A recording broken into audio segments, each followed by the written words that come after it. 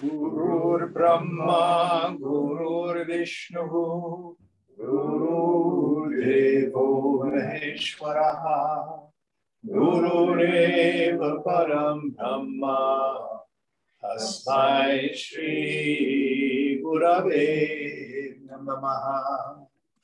Chinmayam Vyapyat Sarvam, Trilokyam Sacharacharam, Tatpadam Darshitam Yena, Tasmai Shri Gurave Namaha.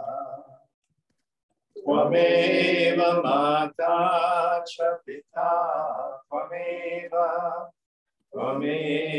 Bandhu Cha Sakha, Tvameva Vedya Dravidam, Tvameva Sarvam Mama Deva Deva, Tvameva Sarvam Mama Deva Deva.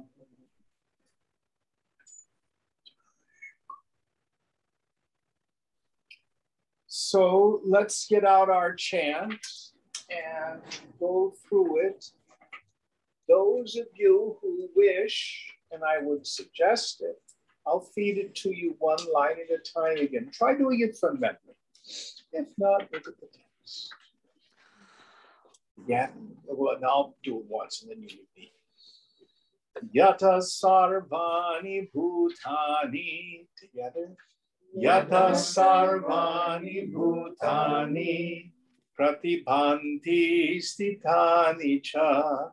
Pratibhanti stithani cha, yatraivo pashamam yanti, yatraivo pashamam yanti, tasmai satyatmane namaha, tasmai satyatmane namaha. Let's do the whole thing now together. Yata sarvani bhutani, pratibhanti stithani cha, yatraivo pashamam yanti, tasmai satyatmane namaha. So do try to memorize. It's a beautiful chant. It's a beautiful chant. So we're still in the first chapter, where Lord Ram has returned from looking at the world, and like the Buddha, he's seen the impermanence of everything. And one could say that maybe he needs Prozac, but no. What he has is mature vairagya, because he's had insight into the nature of the world. Because of that, he's developed a mature detachment. Now, some of our attachments, just with a little bit of insight, we don't go down. You may have no trouble giving up shooting heroin, for example. Just don't want to go there. Others, we need a little bit of tapas. No, I need to have a little bit of discipline to set that aside. A little bit of discipline to set that aside. Some of them are too powerful. The sanskara is too deeply embedded. Sanskara is an impression. The vasana is too strong. And we have to live through them. But if we are impelled into the world for the exhaustion of our vasanas, I always love what Swamiji used to say. He would say, go after the world. And then he would laugh diabolically. Say, let it drop you again and again. Let it kick you in the teeth.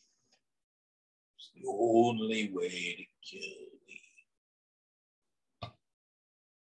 So some of these attachments, we need to be fed a good helping of humble pie.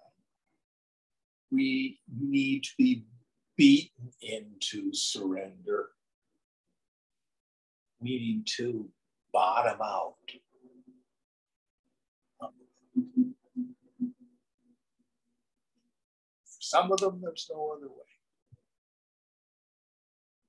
Now, if you are impelled into ego-prompted activity, there's an intelligent way to do it, which is the precursor to mature vairagya, mature dispassion. That's karma yoga. And you know, most of us come to this work and, well, chapter 1 is for beginner students. Chapter 2 is for the intermediate students. Chapter 3 is for the advanced students. So what do most of us do? I'm going to skip to chapter 3. Isn't that what we do? And if our minds are under a lot of asana pressure, don't be too arrogant, too smart to go back and do intense karma yoga. Where do we find this? Some of the best writing in the Gita, chapters 3, 4, and 5. Study it with Swamiji's commentary, or a good commentary. Because this is a way to act in the world according to our vasanas, because can't help it. But in a way where it doesn't strengthen the vasana, it begins to exhaust. Listen very carefully. The precondition to successful introversion of the mind in self-inquiry is vairagya. Why? Because as long as the mind is extroverted into the world, it can't turn within. It can't seek its source. We may intellectually understand the Vedanta, but we have no samadhi. We have no peace. We have no joy.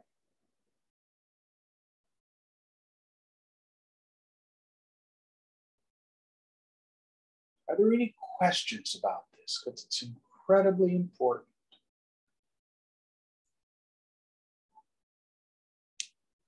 To try to give up the world as an act of will is called suppression. First of all, it rarely is successful. And if you go down that road long enough, you bend and twist the psyche and make it unfit for practice. And you could see people who are doing it.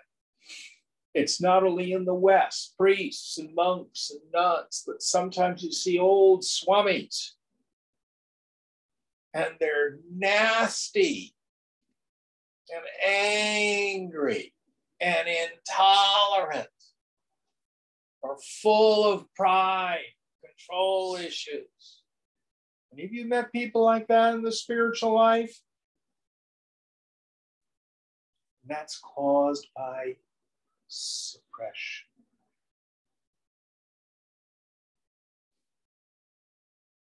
Antithetically, I can remember I was over in Burlingame at this place called the Mercy Center for a Taizé service that comes out of France. We see these beautiful French chants. They're most of them Latin, actually.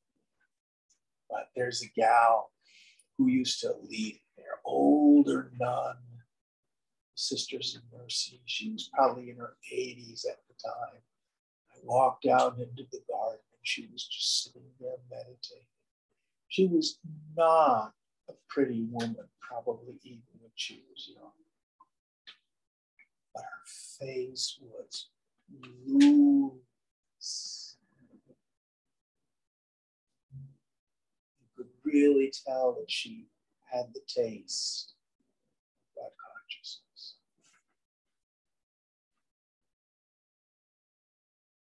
It's written on our faces. Look at that fella up there, Ramana Maharshi. I want what he has.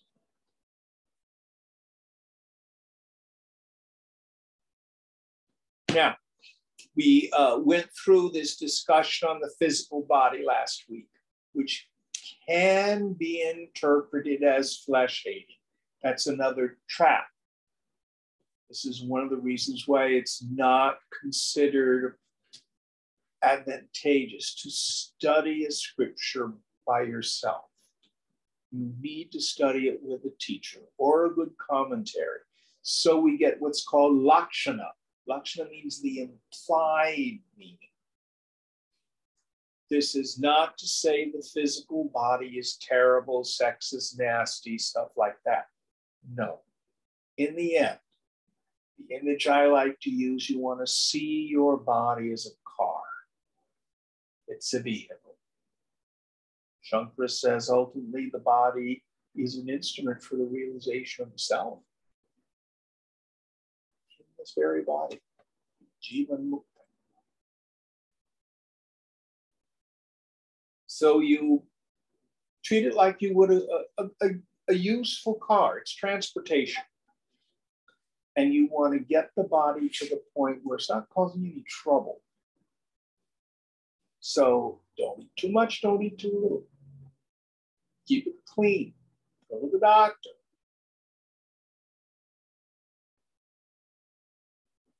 Be appropriate to what your station is in life, so that you can forget it. Ultimately see, I am not the body. All right, Ganesh, do you remember where we were from last week? We have two different opinions. Let me see. So what are the two opinions? We started. Mark, what did you say? Oh, so I think we're up to Shloka 57. 57? That's what I said. Yeah, I agree. All right, Shloka 57. Atha sarvam karomiti mahakartritaya taya yadi chhasi sthitim rama tat tamapyutam viduhu. Rama, but if you desire the fixity or steadiness in contemplation, I do everything by that state of supreme doership, then even that is considered as excellent. Say again, I didn't quite understand it. Rama, but if you desire the fixity or steadiness in the contemplation, I do everything by that state of supreme doership, then even that is considered as excellent. Okay. Excuse me, I don't think that's 57. I think you're in the wrong place. Oh, okay, sorry. That's a very good teaching there about the three ego states. I do nothing, I do everything, and I do particular things. But we'll get to that when we get to that chapter. What page? 10. Page 10. Page 10. Sorry about that. It's all right. That's why we pay you the big bucks. Rittesmin nevame tesham kaladinam mahamune sansaranam nikaivastha madrishanam bhavat vihar. Great sage, If this should be the account in this worldly life of these entities like time, what is the hope of people like me here? Yes. So he sees how even the greatest of people end up dead. What hope is there for anybody like me, this short span of life? Going on.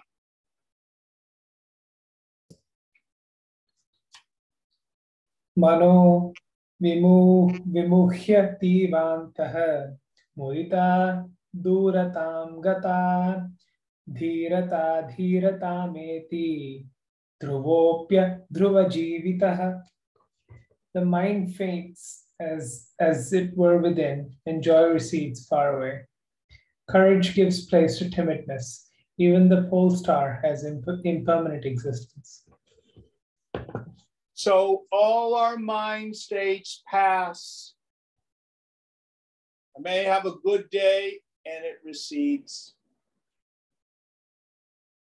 May have an exciting experience, it passes.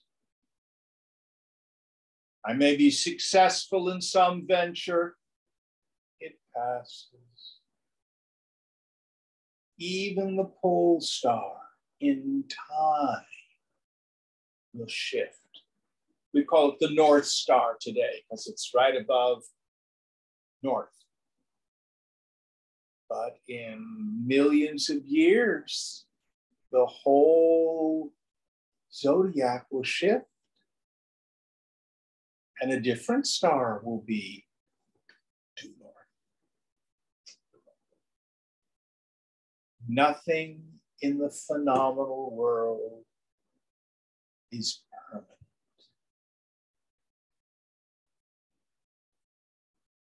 Now, this doesn't mean that we should run around depressed.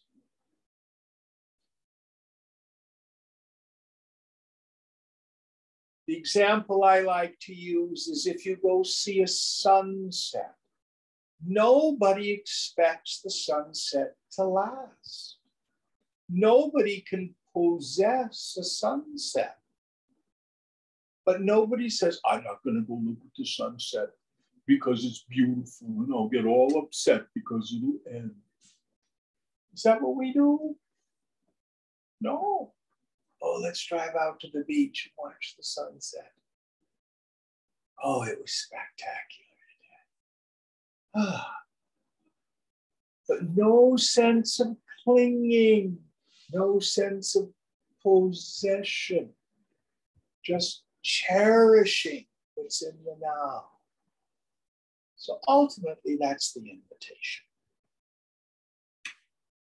Going on.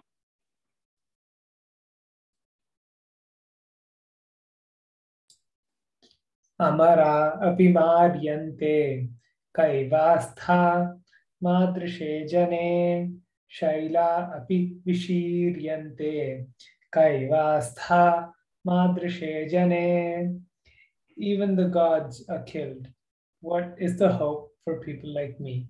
Even mountains are shattered. What is the hope for people like me?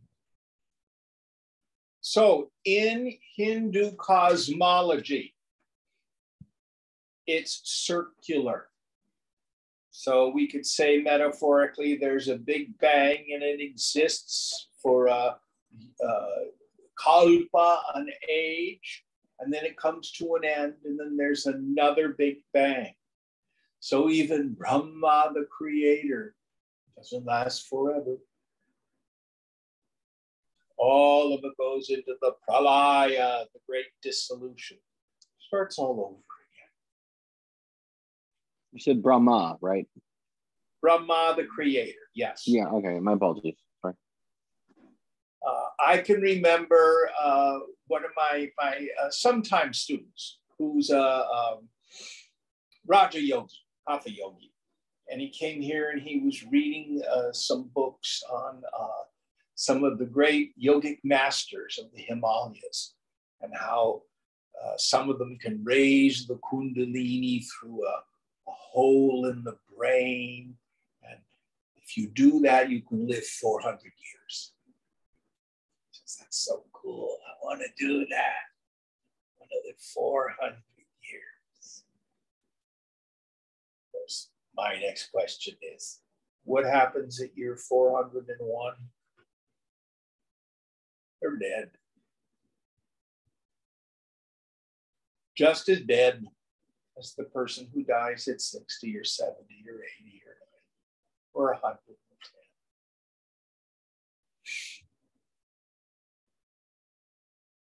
Certain is death for the born. Certain is birth for the dead. Krishna says in the Gita.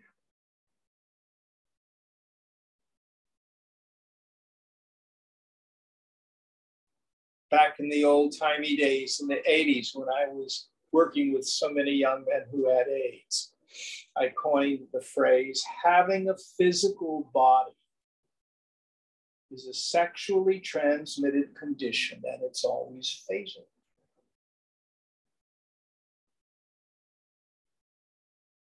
So, knowing that, don't waste this life.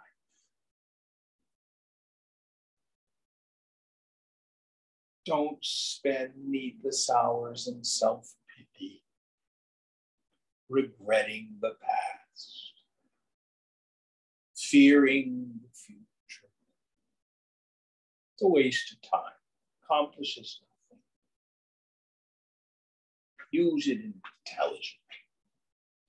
Next verse.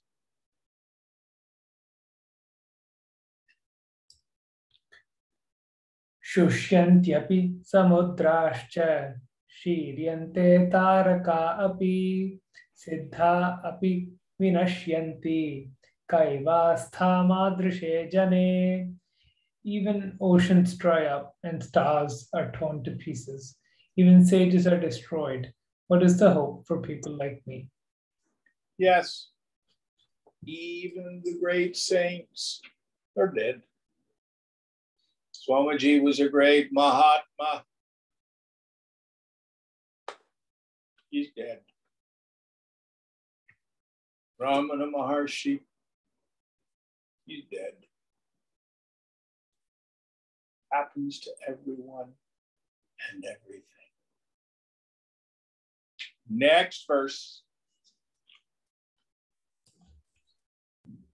Parameshtyapi nishthavan hriyate harirapyajah bhavopyat bhavamayati kaivastha madrishe jane.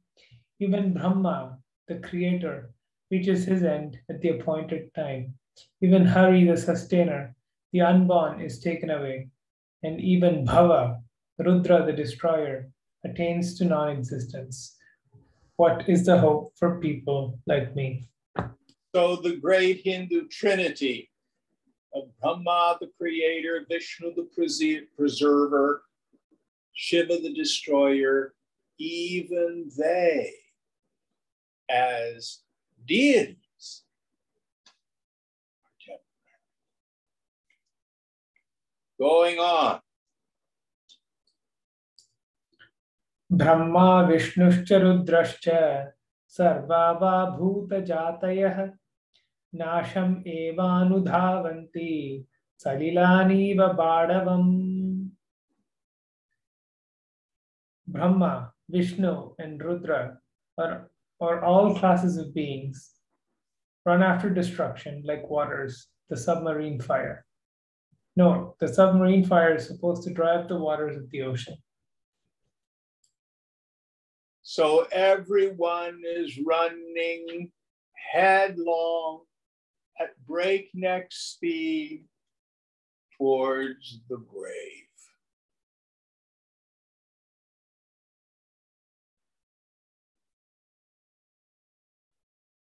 That's the inevitability of the body. Next verse. Apada Shanamayanti Shanamayanti Sampadah Kshanam janam shanam mrityuhu mune kimiva na shanam. Calamities come in a moment, and good fortune at another moment. At this moment it is birth, and at another it is death. Sage, what indeed is not momentary? Yes. So, everything's working out. Everything's so good. Don't worry. It will pass. Oh, my life sucks. It's so bad. Don't worry. Too will pass. Most of you are all pretty darn young. Anybody ever thought about, I'm getting a gray hair? Who's found the first gray hair in their beard or their hair? Any of you? I certainly am. I'm not that young. I'm 43 now, Jim. You met me when I was 20. Yes, yes.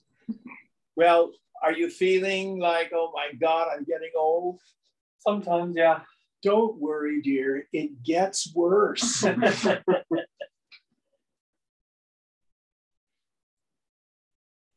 That's what's in store for all of us, unless we die.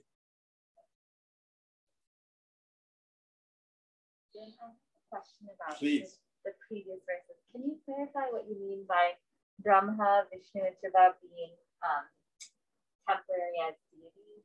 Well, all of these deities, they have a deeper eternal meaning. So in the yogic sciences, we also look at Shiva as another name for consciousness, which does not end. And you can look in Gita, we say Krishna, but when he's talking about himself, he's talking about the self, which is birthless and changeless and deathless. So we want to understand what we mean by that. In the discussion of Hindu cosmology about the cosmic cycles, they say that the personalities of Brahma, Vishnu, and Shiva, when you see the gods and stuff like that, that they go into the unmanifest at the end of the age. Now, is this true? It's poetry. The thing to understand is everything is temporary. It might make more sense to a modern scientific person to be talking about how old's the sun? 4,000 billion. 4.5 billion, they say, somewhere around there. Okay. It's going to die. It will eventually become, what is it, a red giant first, and then go into a white dwarf. Is that its cycle? I think so. That's what they're saying the star will do. It's not big enough really to have a new supernova. And then at some point at the center of the galaxy, it'll be like a supermassive black hole, and everything will go into a singularity. It's all going to end.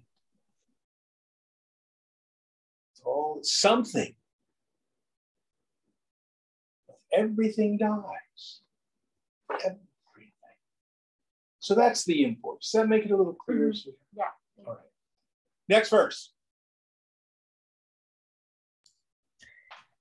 Iti me doshadavagni dagdhe sapadi chetasi prasphuranti na bhogashaha mrigatrishna sarastivava. Thus, in my mind, burnt by the forest fire of evils instantly, hopes for enjoyment do not throb as mirages do not appear in lakes. So here he says, my mind no longer extroverts into the world. My desire for people, places, things, conditions, cash and prizes, all the things that ordinary people run after. For him, it's gone.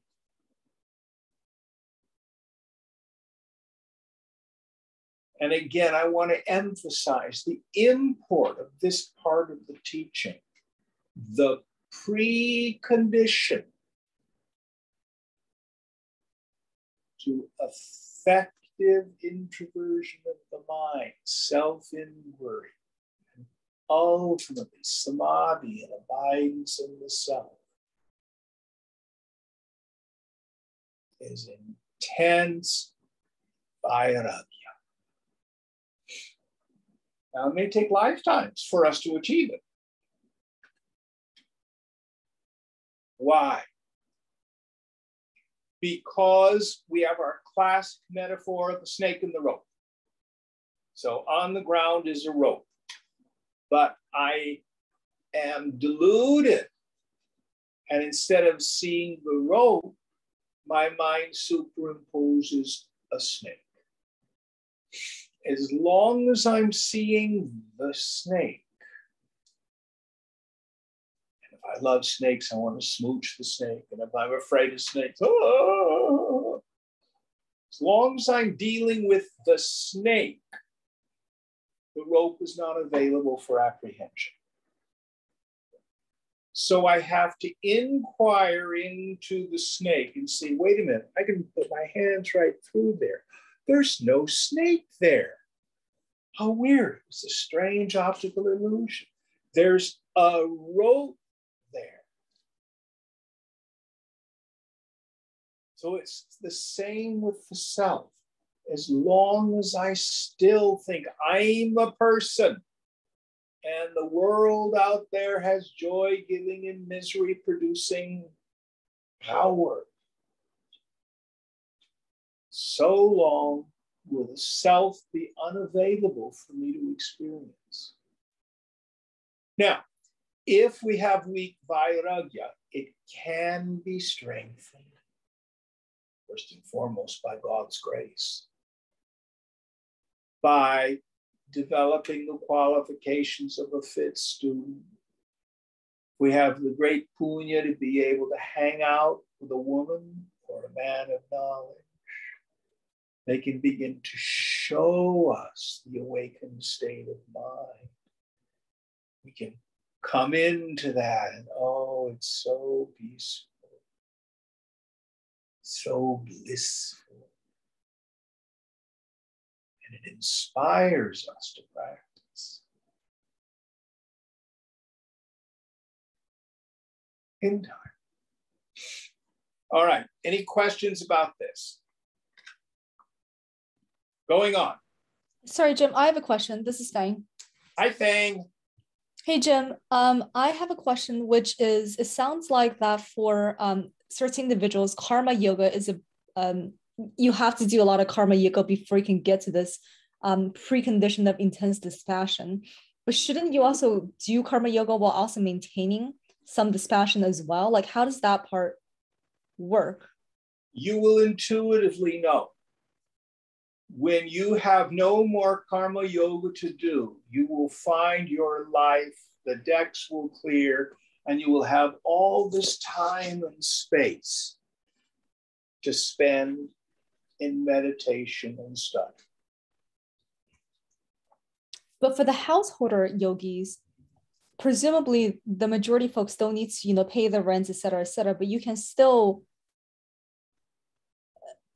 sort of carry out your duties, but not. And you do so with complete detachment. I see. Okay. Okay. Thanks, Jim.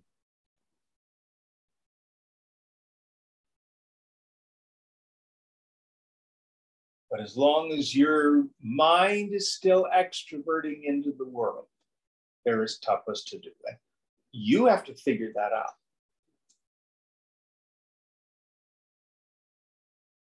All right, next verse.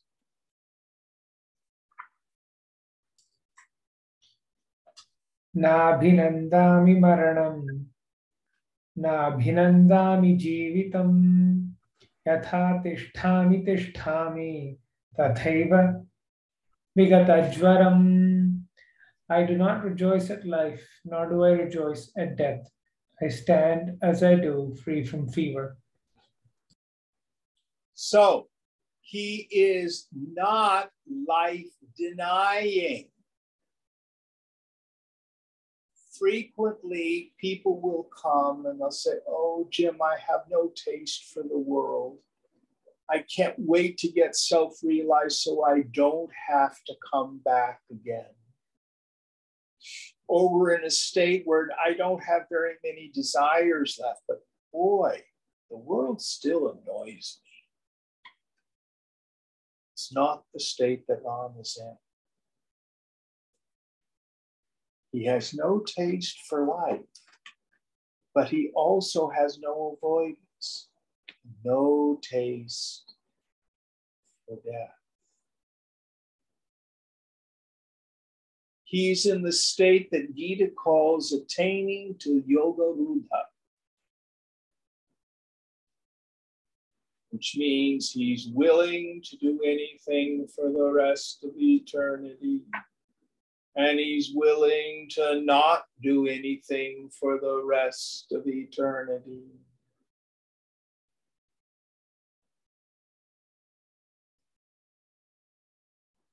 It's a wonderful state of neutrality.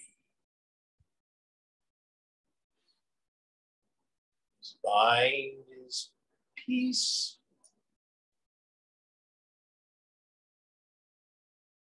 Not depressed. So it doesn't mean I have no taste for the world, but I can barely stand even being alive. I want to sleep all day, pull the covers over my head. I don't want to do this and I don't want to do that, etc. That's not vairagya.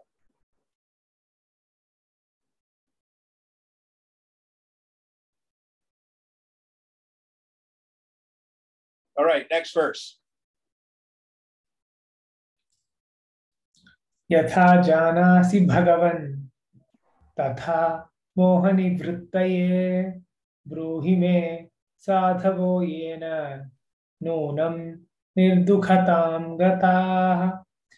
Revered sir, how did the wise ones thoroughly attain the state of freedom from sorrow? Tell me this as you're aware of, so that my delusion may come to an end. So now, once we've attained to mature vairagya, the teacher appears, and Rama is able to recognize the man of wisdom. And he asks the important questions. True story. So back in '94, when I was traveling in India, I went to visit the ashram of Amaji, the hugging saint from Kerala. I hung out there for about 10 days. Amazing, amazing being. And thousands of people would come, and they would travel from all over the world, mostly from India. They wait in line for days to get up to see her. I cannot tell you. I'd see this over and over again. They get up to see Amaji and they say, oh, Amaji, should my brother go into business with so-and-so? Oh, Amaji, should my son marry this girl? And she would answer their questions. But to get in the presence of a woman or a man of wisdom and use them as a fortune teller is such a waste of an opportunity.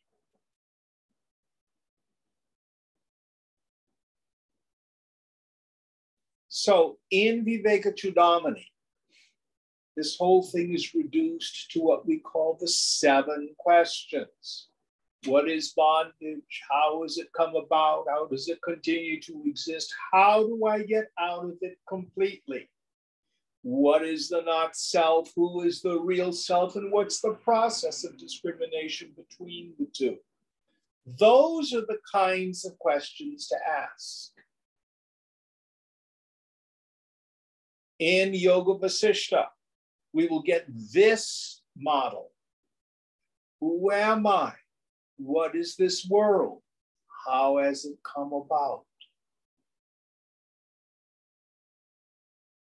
And now Ram has asked the same thing in the form of this question. Would you repeat the question for us, please?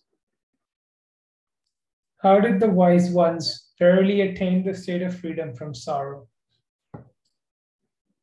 Yes. How can I attain freedom from sorrow? Those are proper questions. Now, whatever questions you ask, probably the Guru will try his best or her best to answer them. But our mind has become subtle when we're starting to ask these questions. Next verse.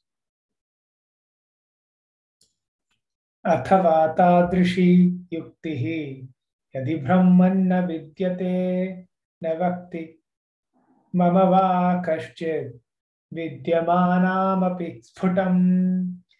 Sage, if however there is no means or nobody tells me clearly what is available, kind of stops there. So he's kind of also open to the possibility there's no answer.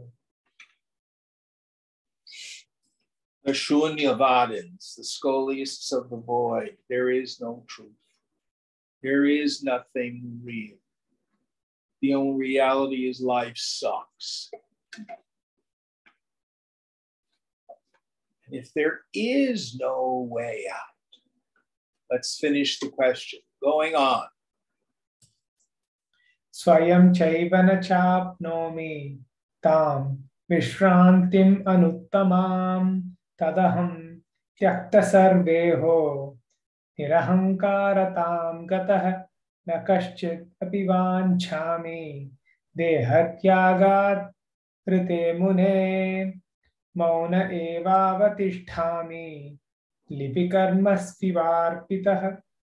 Or, if I do not obtain myself that unsurpassed peace, then I who have abandoned all desire and become egoless, O sage, do not seek for anything except death. I shall remain in silence as one placed upon a drawing. So he's just going to sit there if he can't get an answer. Wait till his prarabdha has exhausted itself.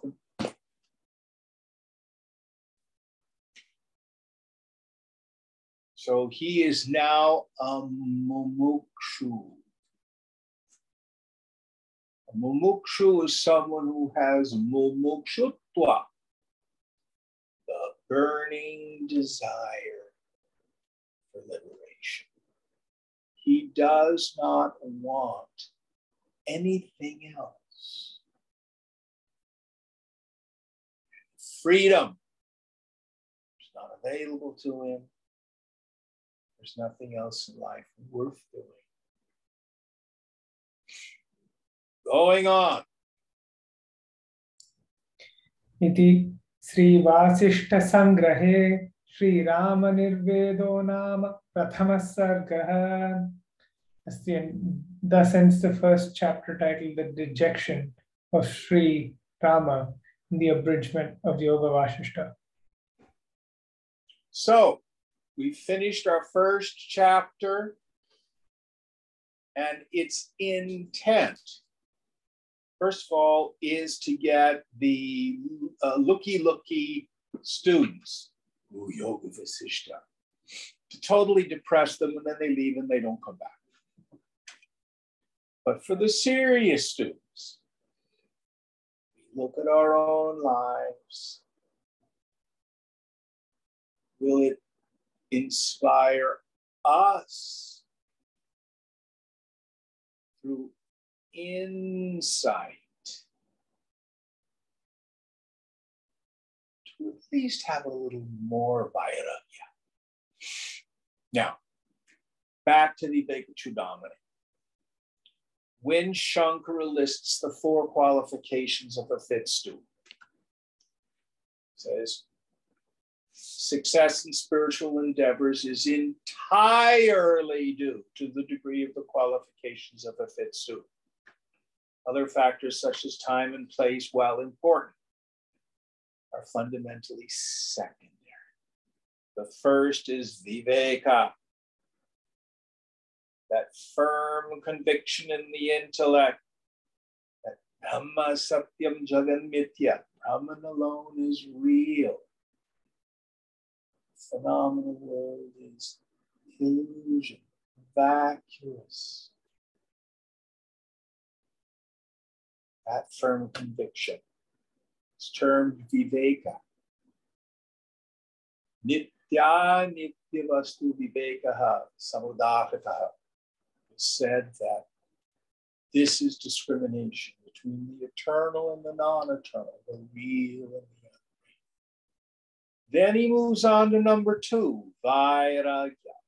That desire, doesn't mean we achieve it overnight, to give up all attachments to enjoyments gained through the senses, and that desire to renounce any identification with a form of self, starting from the body up to Brahma, the creator.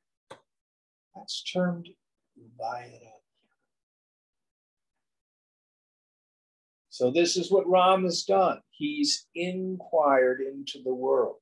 He may not know yet that Brahma is Satyam, but he sure is seeing that the Jagat is Mithya. Any thoughts on this? And we'll start the next chapter. Wait, Jim, what is Jagat is Mithya? Jagat, Jagat, is the world. Okay. We call it that because it goes Jagat, Jagat, Jagat, Jagat, Jagat, Jagat, Jagat, Jagat, Jagat, Jagat. But when it ends, when the T ends up before a voiced consonant, it changes to an N. So it's Jaganmitya. What does that mean? That the phenomenal world is an illusion. The phenomenal world is not separate and material, joy-giving and misery-producing. Now, what that means, we'll go into a deeper and deeper level. We start with understanding that everything in the phenomenal world is impermanent. In my delusion, I think things are going to last. Later on, we're going to examine that the world as I perceive it is largely my mental projections.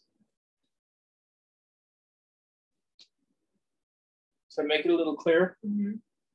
Good question. All right, second chapter.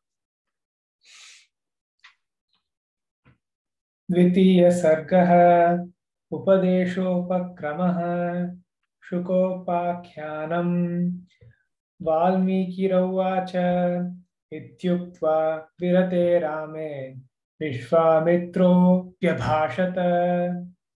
Having said thus, when Rama paused, Vishwamitra spoke to him. So remember our characters. Vishwamitra is the dude, the sage who's been out in the forest doing ritual. And he's been bothered by demons. So he comes to the king's palace, Rama's father. He says, dude, I need your son to kill these demons. And the court sage, Vasishtha, is going to be instructing Rama. So that's the frame that we're talking about. Okay, going on.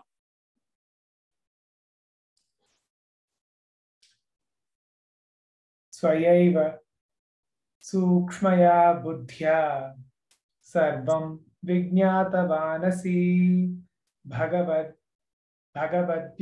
Putrasya Shukasyeva Matistava. You have known everything by your own subtle intelligence. Your intellect is like that of Sukha. Your intellect is like that of, I think it's Shuka. Yeah, your intellect is like that of Shuka, the son of sage Vyasa. So Vishwamitra says, Rama, you are very close to knowing the truth. You are comparable to the son of the sage Vyasa, whom we call Shuka. Going on.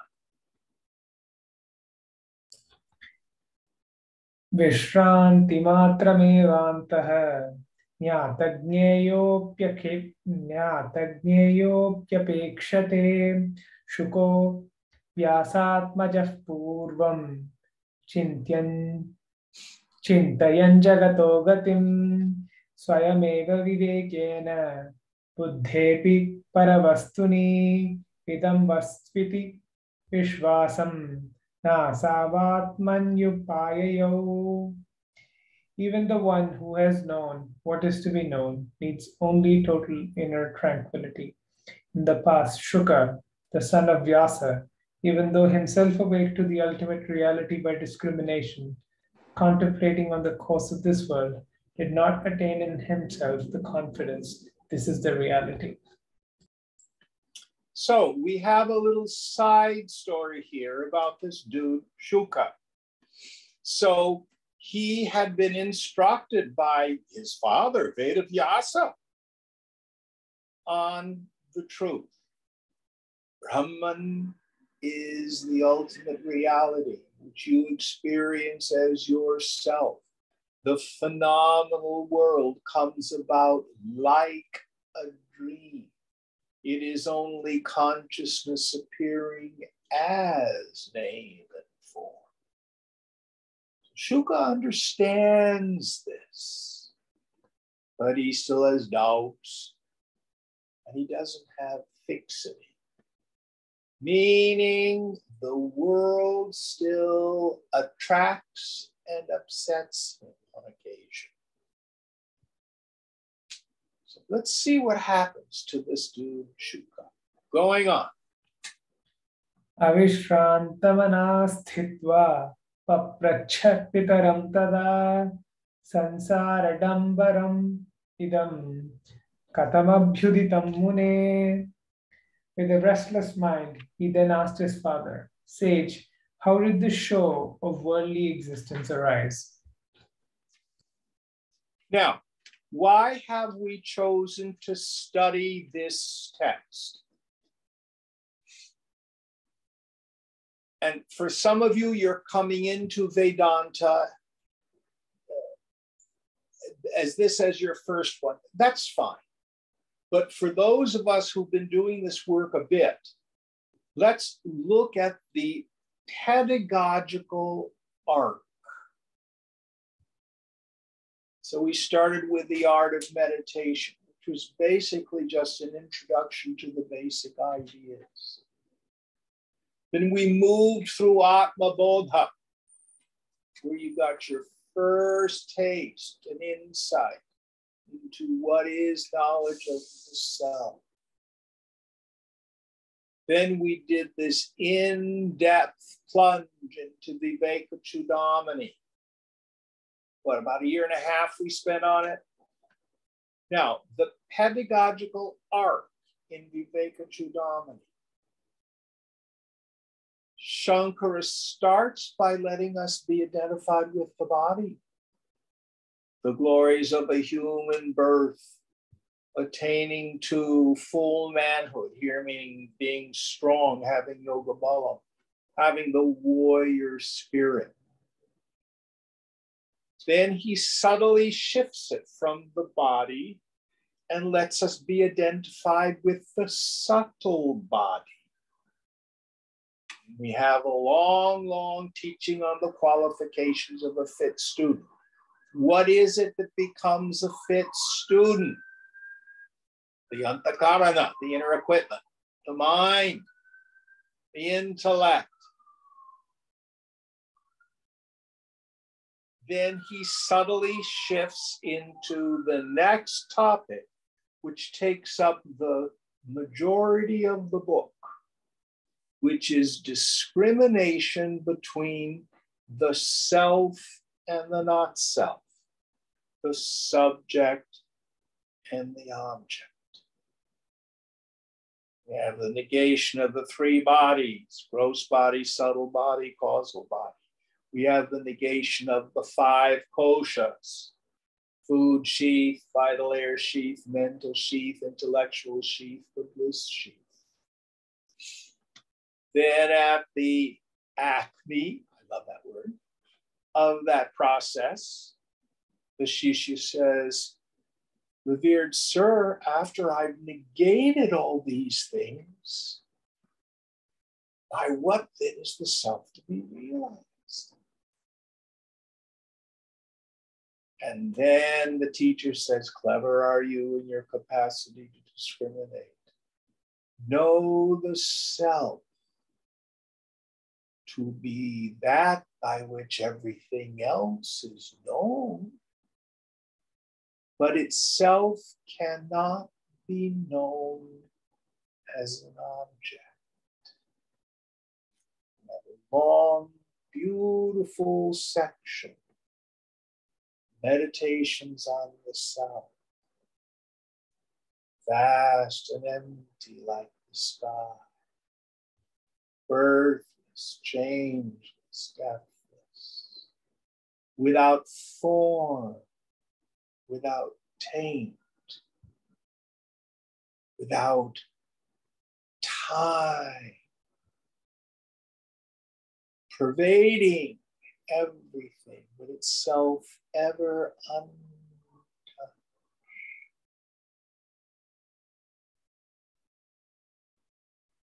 Anita's think, oh, I've got it now. This is enough. Then a funny thing happens. You go home and visit your parents and you find yourself screaming and yelling. You lose your job at work. So we have a problem. What about this not self? So there's a shorter section that Shankara takes up. Actually, what we've been calling the not self is the self too.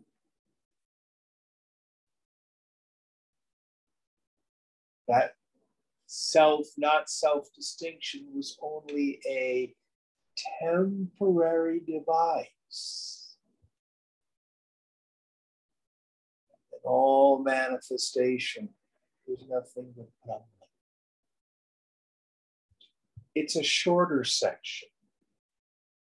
And at the end, the Shishya gets enlightened.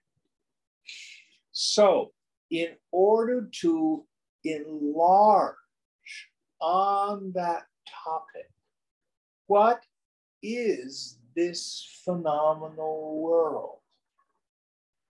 I talked about the three questions we're going to deal with in this text. Oham, who am I? What is this world? Here he calls it the show of this world. So we're going to spend a lot of time in this text investigating the phenomenal world to get clear what is it and what is it not. How do I know I don't yet see the self in and through all the objects of the world? It upsets me. Very simple.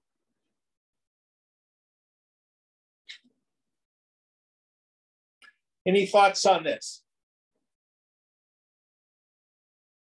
So, with that in mind, seeing the arc of where we're moving in our sadhana, would you repeat the English of that verse and then we'll move on? With a restless mind, he then asked his father, sage, how did this show of worldly existence arise? Yes. So Shuka asks his father Vyasa. Going on. This is funny part. Katham cha prashamam yati kiyat kasya kadeti cha vaktavyam akhilam proktam yasena viditatmana. How does it attain quiescence? Of what extent, of which and when is this worldly existence? All that is to be told on this were described by Vyasa, the knower of the self. So how does one attain quiescence of the agitations of this world? Or even does the world itself obtain quiescence? So Vyasa tells him all this. This is very funny. Let's see what happens to Shuka. Janami purvameveti nasau tat bahvamanyata abhaprayamimam nyatva naham janami tatvatah. But he, Shuka, did not think much of that, saying that he knew that already. Knowing this opinion, Shuka was told by his father thus, I do not know the truth exactly. So, I don't know if any of you remember when you were teenagers or had younger siblings, but there's something that seems to happen all over the world. When a young person hits about 13 or 14 or 15, it seems like their parents' IQs drop at least 20 or 30 points. Any of you remember that or see that? Then when you get into your 20s and you start working in the world, your parents' IQs go back up for some reason. And wait till you have your first child. Mama, what am I gonna do with this? And they're geniuses. So it's so funny in this story. Shuka is a teenager. Dad, I know that. You already told me that already. Vyasa, knowing what's gonna happen. Well, son, I guess I don't know it. So what he's going to do is say, go down the road. So did any of you have perhaps surrogate parents, the parents of your best friends? You go over there because their parents were cool and they understood. Maybe you had that happen, or maybe your parents was the one they all came to. Mine were like that, and it was years later when I found out because it gave the teenagers beer. But it's 1,000, 1,500 years, life hasn't changed that much. So Vyasa is telling him go talk to somebody else, knowing that Shuka cannot hear the truth from his own father. Going on. Janako veti tat tattvam tasmat sarvam avapnuhi pitret yukta shukaf praya janakasya purim tada. Janaka knows that reality. Obtain all the knowledge from him. Thus told by the father, Shuka then went to the city of Janaka. So Janaka is known in the literature as a king, Sita's father, but a man of the highest realization. So here, Vyasa, we don't know whether they were actually really contemporaries. Doesn't matter. He says, go talk to Janaka. Shuka heads down the road. Let's see what happens. द्वारि स्थितं शुकं ज्ञात्वा जिज्ञासार्थम् अवज्ञया तूष्णीम् अवस्थितो राजा गते तं दिनसप्तके. Being aware of Shuka, who was standing at the entrance, desirous of knowing the truth, the king remained silent in disregard when 7 days passed. So frequently in old-timey days, and maybe today, the teacher will test the student to see how sincere they are.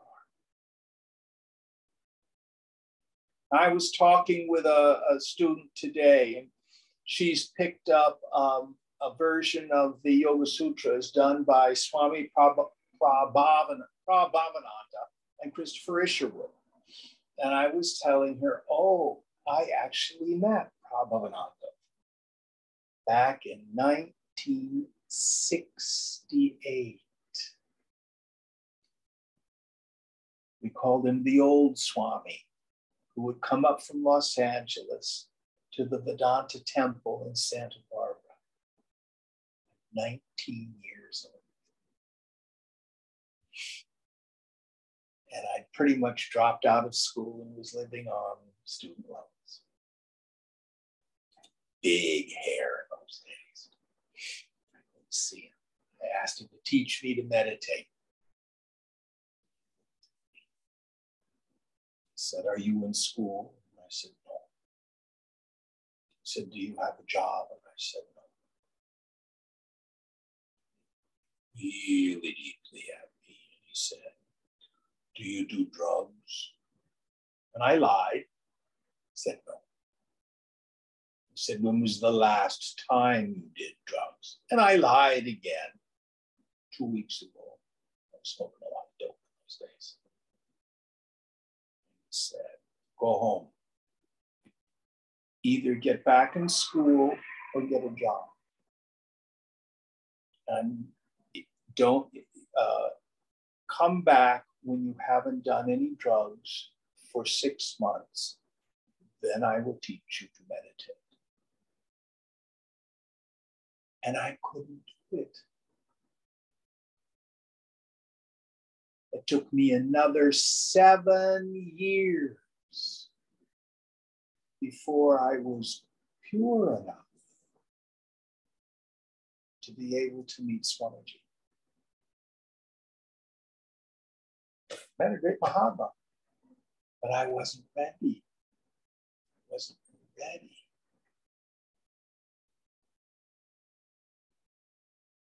So we have to be ready. Just like Prabhavananda tested me, so now Janaka is testing Shuka. How serious is he? Makes him wait.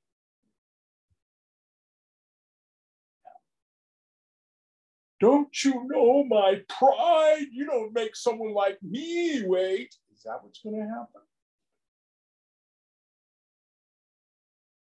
Let's see what happens. Nope, we won't. Because it's 9 o'clock. Come back next week. Find out what happens to Shuka and Janaka. Same bat time, same bat channel. Om Purnamada Purnamidam Purnat Purnamudachyate Purnasya Purnamadaya Purnameva Vasishyate. Om Shanti Shanti Shanti Hari Om Sri Guru Bhyo Namaha Hari Om.